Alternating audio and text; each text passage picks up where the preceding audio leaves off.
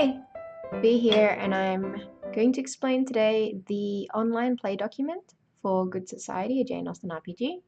So what we've got here today is the online play document here. So if you're watching this video, you're probably a facilitator and you want to run this game for your group. You guys play online, probably over Discord or Google Hangouts, and you've found your way to this document. So there are 4 tabs. This is short intro tab, a collaboration tab, characters, and a rumor and scandal tab. So I'll just go through each of these in sort of the order that you as a facilitator will be thinking about this whole process. So the very first thing, as usual in one of these games, is as a facilitator, you're going to decide what play set you will play for Good Society. And with this document, so on the characters tab, that's where all of the information for each of the major characters you have in game will be included, and also a cycle of play tracker, place for your facilitator tokens. But what's important here to note when you're setting up your play set for the online play document is that these, the desire and relationships will have to be manually inputted here. So from the book, you'll pick up a play set. You can copy and paste the desires into here or type them up in there, as well as the relationships. So if you're playing with a playset in part, you'd be just filling these 2 fields out and ignore these. So you'd go through, if you say you're playing a 4-player game, you'll fill all 5 of these columns with the requisite information. And then on the day, each player can pick a column that they're interested in, the desire or the relationship that they want to play. So if you are playing with a playset in full, you'd go ahead and also put in, if there's an heir with peerage background, if there's a new arrival from a foreign background, that's where you'd select those. And if you are playing with a playset in full, one other benefit for doing that online is that you can also go ahead and copy and paste in the reputation conditions that might be used in the game. So you can place those here, and you can copy and paste the description so that everyone can reference this in the game later. So those are probably the only 2 things that you'd need to pre-set up in this in the online document. Before the day before or the week before, you do that as the facilitator, and then on the day you'd go through the regular things you'd go through, which starts in Good Society with collaboration. So that's the tab for collaboration. Each of these are the questions you'd have to ask yourself. There's a drop down which has the different options, and you can select and see from that this will change and what those options will mean. So you and your group can configure your game. You can put anything here that you want to avoid,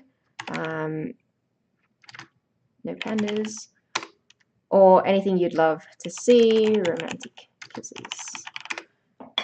And this will be the tab you reference in later upkeep phases to make sure that you're all still on track and doing collaboration there. So next, once you've done collaboration, of course, you move on to backstory. So that will be done in this characters. Oops, I'm moving that around. Characters tab. So when you're doing backstory for the very first time, these, like I said, you would have filled out previously with the 5 different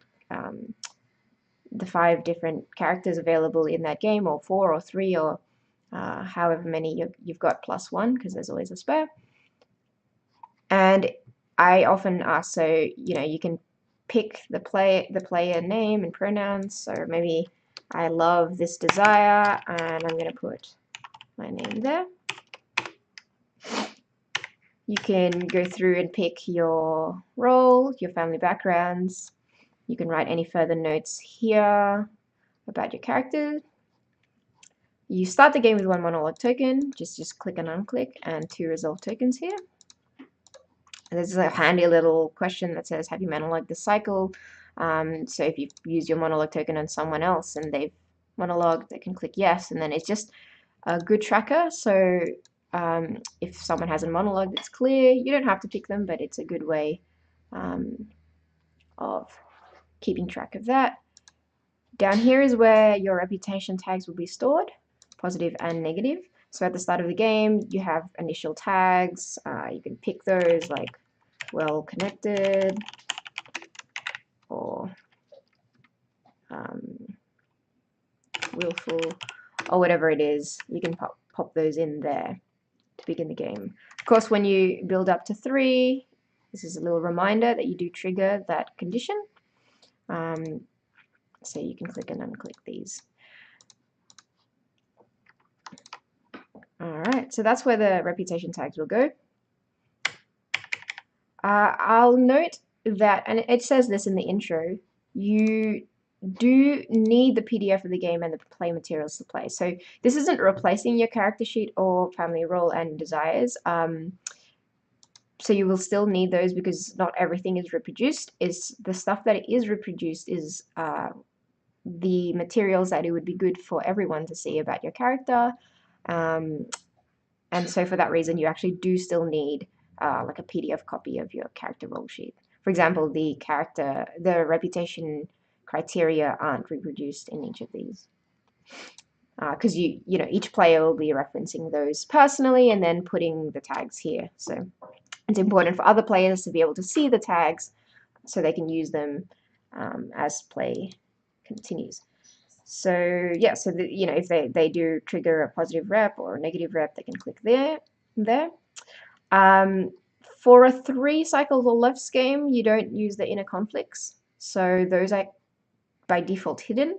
But if you click here, they pop up there. So you know, if your conflict is love versus duty, that goes there, and then you've got all the boxes as usual in the character sheets, and you can track those there.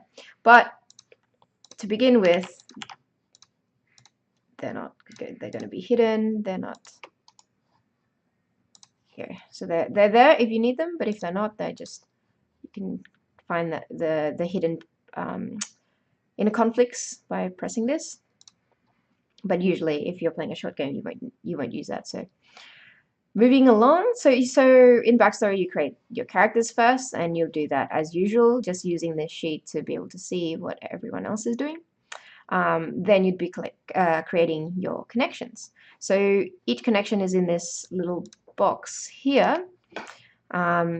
Ignore this box for now. You would make your connection their name, pronouns, how they're related to you, what they think of your major character. So you just use the usual process here. You'd be creating 2 or 1, depending on that table. There's also another row here that's hidden if you need it, or if you can hide it until someone needs to make the first mid-play connection of the 3rd kind, and you can unhide it then. Once that's done, one easy hack is to, you know, say when you're claiming connections, so this is, I just copy that and say I'm going to take this connection to play, and just paste it.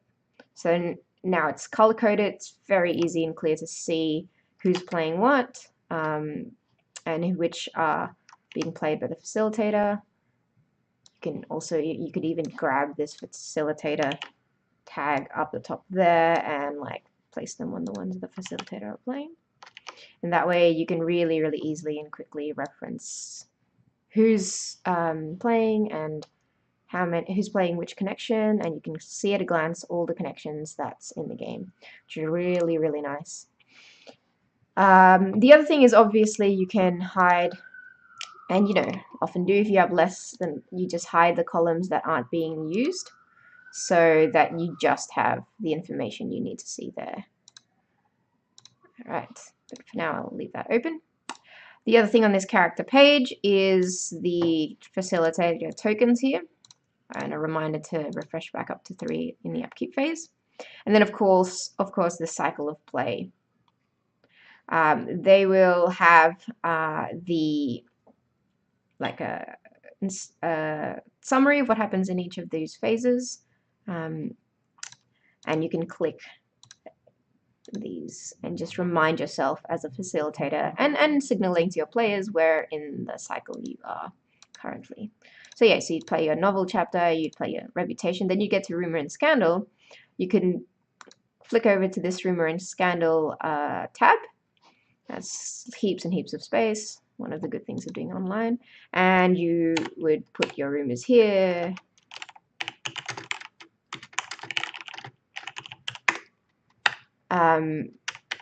Make those as usual. You can click these to spread them, fade them, and if they've been used up, it's pretty easy, just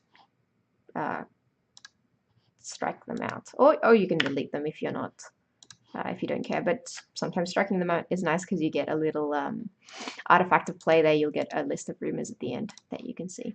So it's pretty simple to use. That's the idea. And I think that's basically all you need to know to successfully use this Google Sheet. If there's any questions that you have, feel free to get in touch with us, Storybrewers, at Storybrewers on Twitter, or on Facebook with any questions, or if you've got comments or like any upgrades to this table that you would like to give us some feedback. But otherwise, we hope you can use this to play your online games.